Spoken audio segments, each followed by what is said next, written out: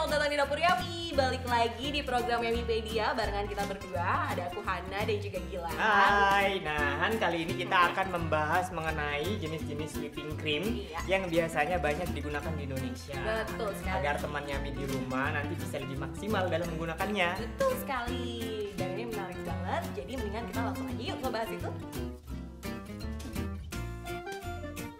Oke guys, jadi pertama kita akan ngebahas tentang whipped cream secara umum. Jadi whipped cream ini adalah salah satu jenis krim yang penggunaannya itu harus dikocok terlebih dahulu. Betul. Supaya menghasilkan tekstur yang kokoh, foamnya lembut dan kaku.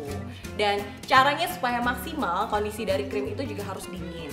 Dan alat penunjangnya pun seperti whisker ataupun mixer yang kalian gunakan juga dianjurkan untuk didinginkan terlebih dahulu agar si volume whipped creamnya itu mengembang 4 kali lebih besar daripada volume sebelumnya.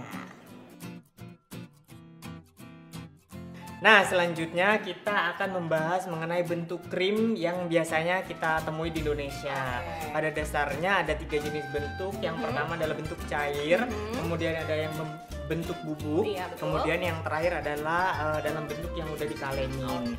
Nah, untuk yang cair ini biasanya diletakkan di mangkuk, kemudian di mixer hingga mengembang. Nanti biasanya penggunaannya itu untuk hiasan kue. Sedangkan untuk bubuk biasanya ditambahkan dengan air atau susu terlebih dahulu, kemudian di mixer hingga mengembang seperti yang cair tadi. Caranya hampir sama. Kemudian yang terakhir adalah yang udah dikocok kemudian dimasukin ke dalam kaleng atau kalengan. Biasanya digunakan sebagai toppingnya minuman.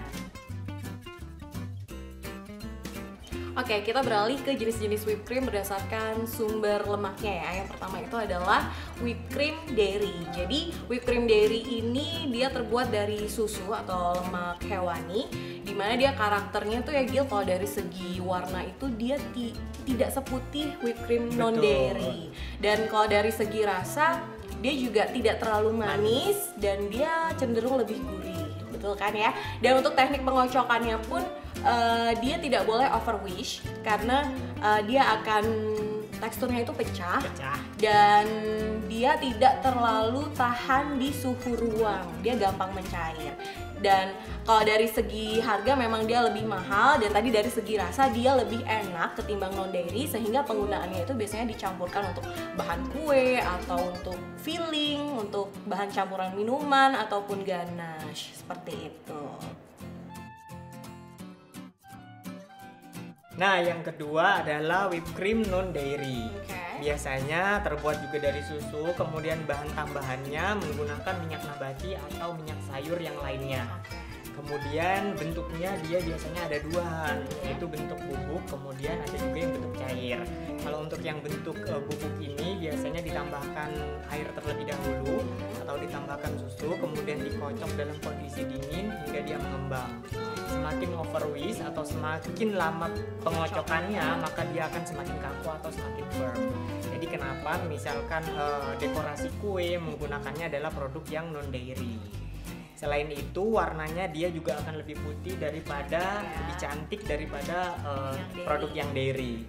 Selanjutnya juga biasanya dia akan udah ada rasa manisnya, udah ada tambahan gulanya, jadi beda rasanya. Dia tidak akan segurih produk dairy, makanya kenapa biasanya harganya akan lebih murah daripada yang dairy.